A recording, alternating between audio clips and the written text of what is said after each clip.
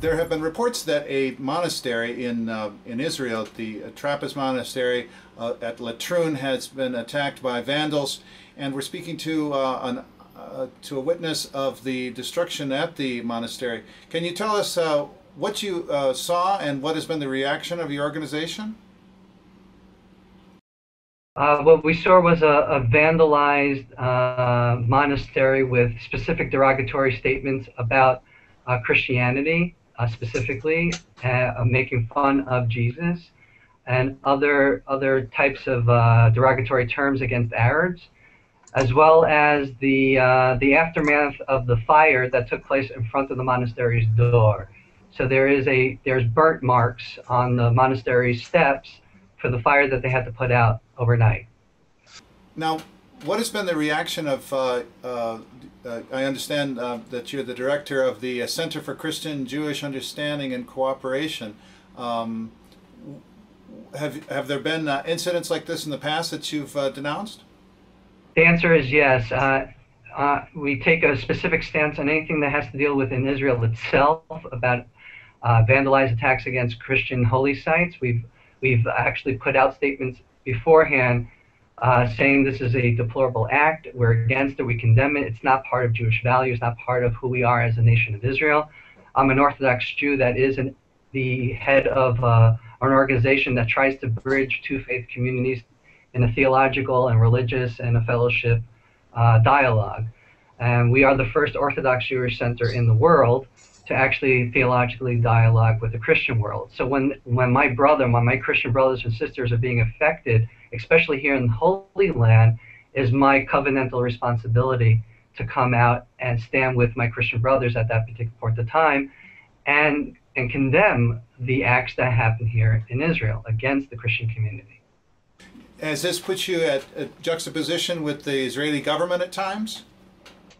No. If anything, Prime Minister Benjamin Netanyahu this morning came out against the attack as well. Other Israeli officials and rabbinical figures and people from the American diaspora community, Jewish diaspora community, has come out and condemning this. Again, this is an isolated event, but this is something that has been recurring this year, especially for some reason that whatever is happening politically in Israel, for some reason it's being taken out on the minority community living in Israel. And remember, there's 160,000 Christian Arabs living in Israel. Their holy sites are protected by Israel, and if anything happens, the police are on top of it. As of this morning, so helicopters going over the site, police and military were surrounding the site to ensure its protection. The investigation is happening to find out who are the real culprits behind it. But if it is indeed a Jewish person who's doing this, then as a Jewish nation, as a sovereign state of Israel, we need to come out against it and show that there is no tolerance to such acts here in Israel. If this happened in America, within the Jewish community, there would be a cry of anti-Semitism. So again, there's no difference than a minority living in a Jewish majority, that if an act like this is happening, that it's anti-Christian, being anti-Christian, we have to stand along with our Christian brothers and sisters. There have been some reports in the Jerusalem Post and other Israeli media that have linked this incident to settlers who were displaced from Migron. Can you speak to that at all? Again, because I don't know who are the actual culprits behind the attack, all we're doing is speculation. So what I'm saying firmly is, I know I'm not in the speculation business. I'm here to go ahead and stand with a person who has been attacked. It's a Christian site that's been attacked, and I have my duty as an Orthodox Jew living in the land of Israel, part of the entire state of Israel, is to stand with them and allow the police to do their work to investigate who's behind this. If it happens to be someone who is displaced at Migron, then they have to be brought under justice, just like anyone who violates any law in Israel. But that has to be left with the authorities. As a religious organization, we have to stand with those who have been attacked and to find ways to educate the larger majority of the Jewish community about the needs of the minority community. David, can you tell us a little bit about your organization and what its I guess you could say its brief is? What's the origins of this organization? Sure. It's under the auspices of Rabbi Shlomo Riskin. He is the chief rabbi of Efrat, which is located in the Gush Etzion area, not far, 15 minutes outside of Jerusalem, not far from Hebron. So it's on the road from Jerusalem to Hebron. And 5 years ago, we established the first Orthodox Jewish institution to theologically dialogue with the Christian world. This does not mean that there have not been Orthodox rabbis who have been involved in Jewish-Christian dialogue, such as Rabbi David Rosen, who's probably the most famous Orthodox rabbi out there, who has done tremendous work within Jewish-Catholic relations and is a friend of Rabbi Riskin and myself. But as a movement, as an Orthodox movement, which Rabbi Riskin represents the modern Orthodox movement, both in Israel and in the diaspora, and has an institution called Or Torah Stone, which has 3,000 students in Israel, in the Gush Etzion area, in Efrat, in Jerusalem.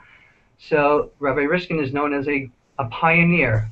Christians have referred to him as a modern-day Nehemiah, that he's willing to go ahead and be a bridge builder, even though it might not mean the most popular stance at the particular time in Judaism's timeline. So obviously when we opened, there are some people who were with us and some people who felt that this is not the right thing to do at this particular point in time. But 5 years later, we are here.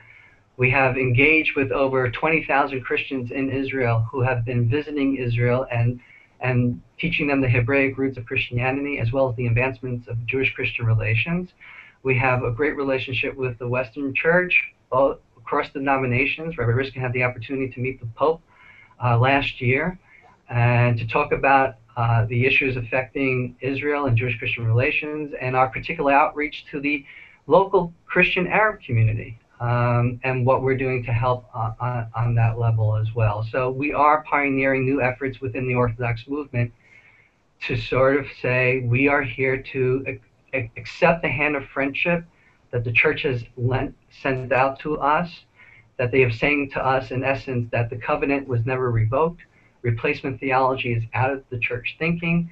We're atoning for the past church misdeeds against the Jewish people. We're taking an active stance to stand with Israel.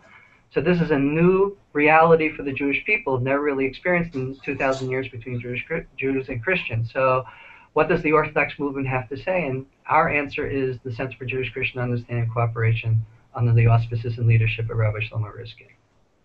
Thank you so much, David. We've been speaking to David Nekrutman, the director of the Center for Christian Jewish Understanding and Cooperation, which is based in Israel. And I'm Martin Barrios, reporting for Sparrow News. Thanks again. Thank you.